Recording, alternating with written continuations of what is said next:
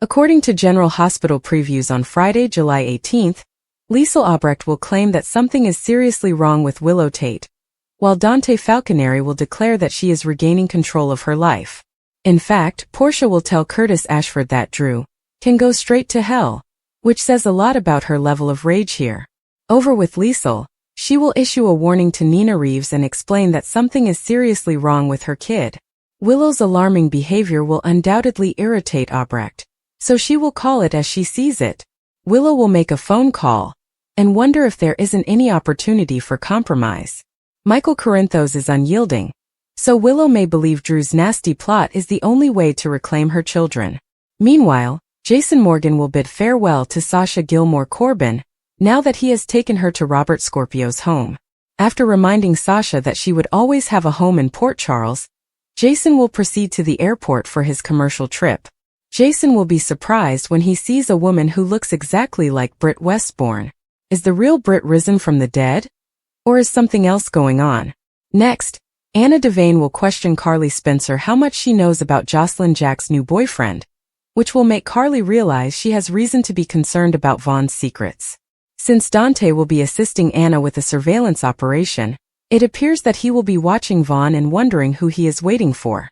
Jocelyn texted Vaughn, urging him to intercept at a secondary place, so he appears to be heading for a confrontation with Greta, the woman who picked up Professor Henry Hank Dalton's rucksack beside the pool. Dante will be taken aback by what he witnesses, so he may also notice Jocelyn having a private meeting with Vaughn in the aftermath. According to General Hospital teasers, Dante will want answers, so stay tuned for more surprising revelations in this plotline. Jocelyn Jack spies in the pool, according to the General Hospital recap for Thursday, July 17th. Anna Devane suspects something. In addition, Jason Morgan takes Sasha Corbin and Daisy Gilmore to Robert Scorpio's mansion.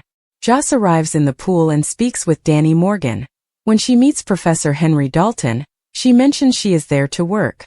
She hurries to the professor with a towel. He notices she's early and wishes to swim first.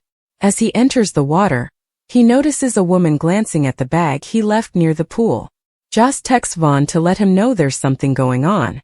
She summons Danny and informs him that the woman is a generous tipper, so he should offer her special attention. Jocelyn places a tracking device on Greta's bag. As she approaches the bag, Danny becomes concerned about her, as Dalton and Jocelyn study his emails over the pool fence. He cites having a meeting and walks away. Jocelyn seizes the opportunity to conduct her spy activity. Joss approaches the bag with a tracking device, drops something and bends down to investigate it. Her mission accomplished as Dalton returns. They share an awkward moment before he leaves, and he appears suspicious.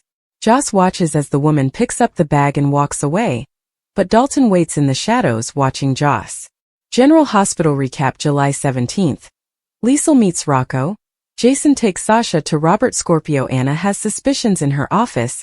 Anna informs Felicia Scorpio that she believes Vaughn is involved in a WSB operation. Felicia is not surprised, pointing out that they are not compelled to reveal such information to her. Anna is persuaded that the WSB is watching Dalton, but she doesn't know why. She's not sure if Vaughn is working for or against them. His cover is too perfect. Anna claims it is obvious to her that this is a case of monitoring, and her buddy thinks that if Anna is correct, she should leave it go. Felicia believes this is due to Anna's pride after Jack Brennan forced her out of the WSB. Anna is concerned about Emma Scorpio Drake's safety. General Hospital recap July 17th. Liesl meets Rocco, and Jason takes Sasha to Robert Scorpio. Sasha and Jason have a good long talk on the aircraft. On an aircraft, Sasha expresses her thanks to Jason for assisting her in leaving the nation and trusting her when she indicated that someone was pursuing her kid. She is concerned about how unhappy Michael Corinthos must be, but Jason assures her that he believes it was the correct decision. He informs her of the current happenings concerning Sonny Corinthos and discusses Monica Quartermain and her tenacity. Jason considers himself fortunate that his son can spend so much time with her. Sasha recalls Danny's kindness to her and his good nature with Daisy. She believes it must be difficult for Jason to live with Tracy Quartermain. Willow had been feeling strange for days but couldn't put her finger on it. It wasn't the kind of tiredness she'd become accustomed to, raising two children, juggling her job at the hospital, and attempting to maintain some normalcy with Michael had been her usual. But this was different. There were periods of fogginess, unexpected chills despite the summer heat, and a gnawing suspicion that something was going on just beneath the surface of her awareness. She didn't want to worry Michael after everything they'd gone through with her transplant and recovery, so she kept it to herself, until Dr. Albrecht confronted her after reading her lab results.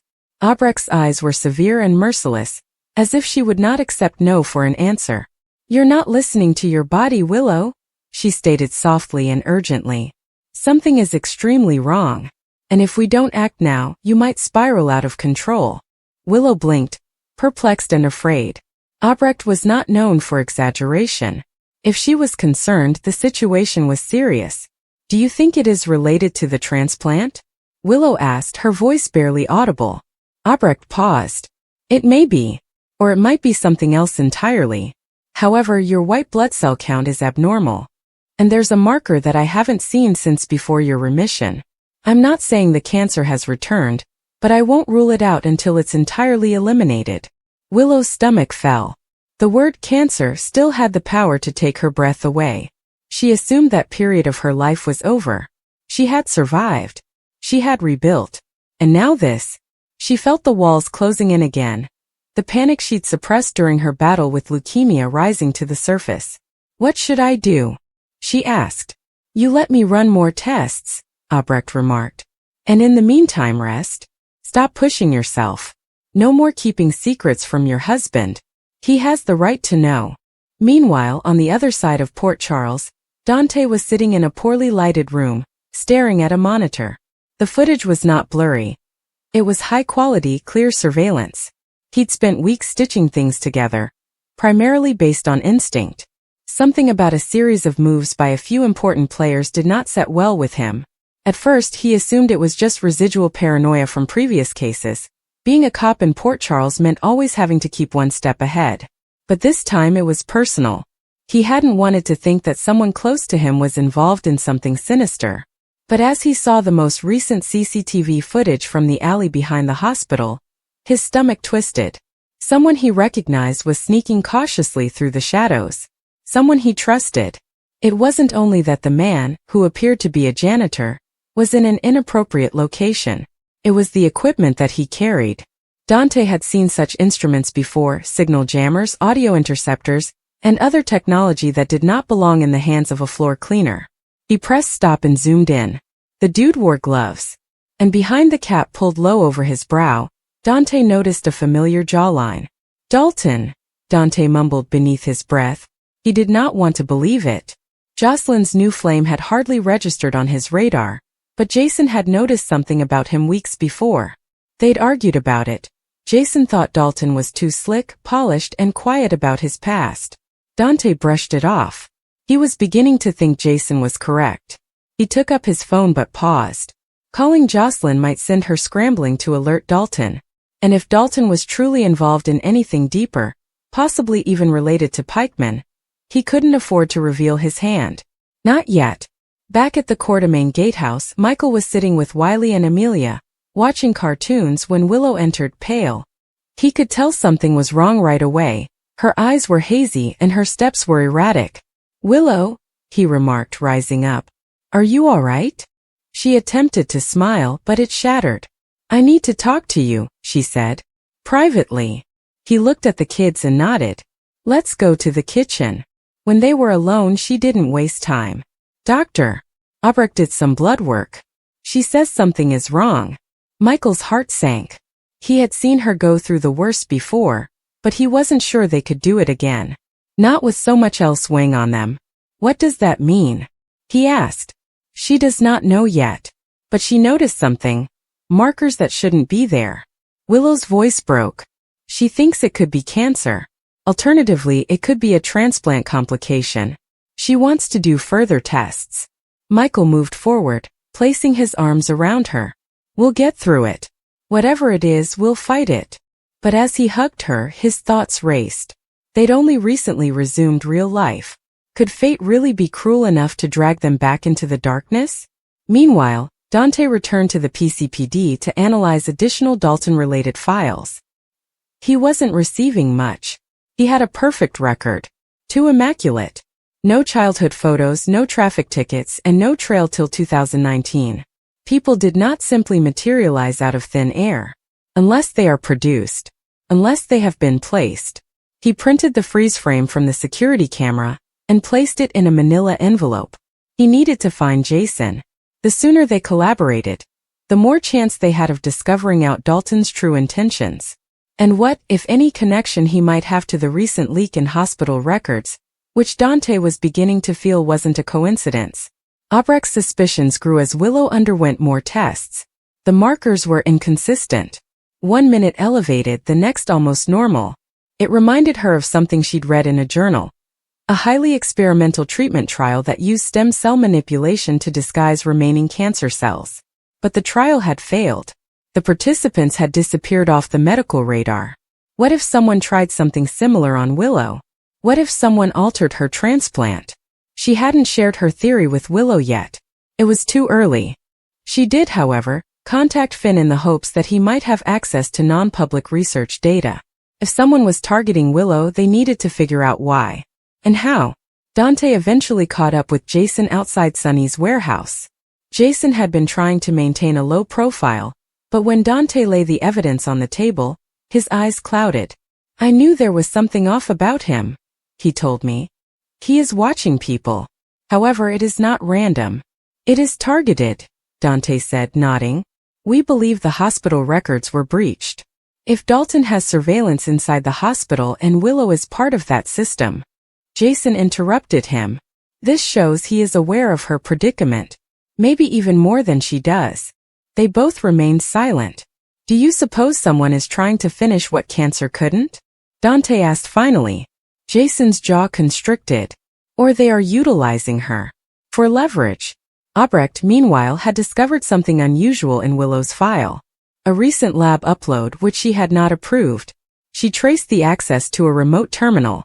The IP address was a ghost, hidden behind multiple layers of encrypted communications. But she wasn't new to the game. She called in Spinelli, who began the difficult work of peeling back the layers. The parts were beginning to fall into place, but no one could see the entire picture yet. Willow, fatigued and mentally spent, tried to maintain a brave demeanor for her children. Michael, trying to remain strong, stayed close to her side. But something told him this was more than simply her health. There were too many unknowns and unexpected coincidences. The last time he ignored his intuition, he almost lost her. Not this time. Someone on the outside of Port Charles kept an eye on the Quartermain residence. He adjusted the lens on his camera, focusing on the woman inside, his expression unreadable. There were files on the seat next him, including records, test results, and what appeared to be a map of General Hospital's bottom floor. He grinned slightly. Everything was going as planned. Rocco had always been wary of strangers, especially in a town like Port Charles where the term stranger might refer to someone who was either a family member, an enemy, or both. However, when Liesl Albrecht entered the room, her presence imposing, her voice cloaked in that ever-so-thick Austrian accent, he did not immediately retreat. Her smile seemed surprisingly warm, which astonished him. She had a reputation, after all, built on years of dark secrets, mad science, and questionable intentions. However, the woman in front of him seemed really curious. Not threatening. Not risky. Just someone looking to connect. Liesl returned to Port Charles for familial reasons rather than drama. She missed Britt every day. She had nearly lost herself in her anguish. But time seemed to require that she keep moving, so she returned to the place where so many of her ghosts resided. Rocco was one of the only live remnants of her niece Lulu's soul, proving that life continues even when individuals do not. She had heard of Rocco's rising independence, his quiet strength, and the way he held himself like a young man who had seen more than he should have. It attracted her towards him. Their initial contact was not dramatic. Rocco was at Kelly's, quietly doodling something in his notepad. Liesl ordered tea and hovered near him. She quickly spotted what he was drawing. A sketch of his mother, Lulu. The lyrics were not great, but the emotion was genuine, and it was all Liesl could do to keep her heart from breaking apart. She sat alongside him without asking, and to her astonishment, Rocco allowed her. "You know your mother was brave," Liesl added softly, referring to the pencil sketch. She was also stubborn, Rocco explained without looking up. But I think that helped. Liesl smiled slightly. Indeed. Stubbornness is a trait that runs deep in our family. With that, something unspoken went between them. They were more than simply aunts and nephews. They were survivors united by tragedy, tenacity, and unfulfilled longing. Liesl mentioned Britt for the first time in a while, and Rocco told a story about how he surreptitiously listened to old voicemails from Lulu when he missed her the most.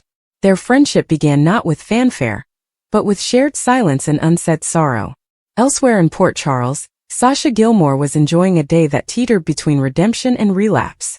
She'd worked so hard to gain clarity following her mental breakdown, losses, and sadness at Liam's death. However, healing was not a linear process, and she awoke today with her nerves strained and her confidence shattered. Jason had noticed. He'd been watching her discreetly from the shadows. Not out of pity but because of responsibility. Sonny had asked him to make sure she was fine. Nina and Michael had concerned about her, but Jason was the only one who knew how to comfort her without smothering her. He kept his distance from her while also showing up when she needed him the most. Today Sasha needed him. She'd been scheduled to meet with Scorpio regarding a legal problem related to her previous conservatorship, and despite her insistence that she could go alone, Jason was already waiting outside her apartment as she stepped out. "You don't have to come," she remarked, her voice somewhat fatigued. "I know," Jason said. "I am not here to babysit." "Just back up," Sasha said with a sardonic smirk. "Like an armored escort?" Jason shrugged, deadpan. "Something like that." They proceeded silently to the PCPD. The streets hummed around them, but Sasha's chest tightened like a thunder cloud. She hadn't seen Robert in a long time, not since he tried to sort out the mess left by Gladys' betrayal. There were fresh layers to sort through, including potential restitution payments, frozen accounts, and new proof regarding the pharmaceutical business that had caused her collapse. Sasha grew bored of being a case file. She wanted to be a woman in charge of her own life again. When they arrived, Robert welcomed them with his typical no-nonsense demeanor, though his eyes softened somewhat when he saw Sasha. He wasn't chilly, but he wasn't very sentimental. He motioned them to sit in his office. "Are you doing all right?" Robert asked her directly.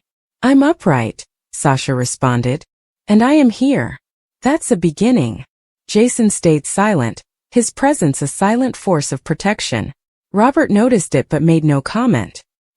He handed her a folder of documents and began walking her through the process of releasing monies from her old accounts, including setting up safeguards to ensure that no one, not even a blood relative, would ever attempt to take control of her life again. Sasha listened intently, nodded when required, and posed pointed questions. Robert was impressed. "You've come a long way," he whispered, half to her and half to the sky. "I'm not done yet," she said. When the meeting ended, Sasha appeared lighter. Jason didn't say much, but he paid close attention to her as they went back to her apartment. She paused just before walking inside. "You don't always have to look out for me, you know," she told me. Jason nodded. "I understand. But I want to." Sasha paused. "Why?" Jason did not respond right away. Then softly, "Because you didn't give up." Those 4 words lingered with her long after he left. Back at the Quartermain home, Liesl had returned with some of her own sketches. She wasn't much of an artist, but she had drawn something, a flower Lulu adored, which she used to push into her journal pages. Rocco gazed at it, smiling silently. Just didn't say anything but just folded it up and placed it in his rucksack. Later that evening, Liesl went to see Britt's memorial plaque at Geech. She didn't say anything.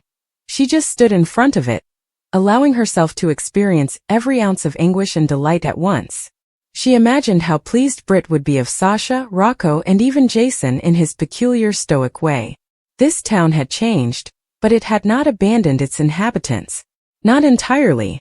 Meanwhile, Jason made his way to the footbridge, which had been the site of numerous crucial conversations. Carly had already told him she was frightened of losing him there. Sam kissed him there. Even Michael had cried over AJ years ago. Jason looked out across the ocean, letting the day settle on him. He was not one for introspection, but recently it felt like everything in Port Charles was about second chances. Perhaps even for him. As nightfall approached, Sasha took out her phone and looked through old images. One of her and Liam drew her attention. She did not cry this time. Instead, she smiled, closed her eyes, and said, "Thank you for keeping me strong." Across town, Liesl sat down and drafted a letter to Nina, which she may never deliver. In it, she described her chat with Rocco and her desire to rebuild a family history free of scandal and secrecy. A new start. A fresh chapter. One based on honesty, forgiveness, and perhaps just maybe a little healing. When morning arrived, Jason was already at the gym, pouring his emotions into each punch. Sasha was preparing to speak with the charity board regarding Deception's rebranding. Liesl was planning to see Rocco again, this time at the art gallery. And Robert? He was on the phone with Anna, grumbling about how these kids in town were more resilient than the entire WSB put together. Life in Port Charles was far from ideal, but everyone was still standing. Liesl had found her purpose.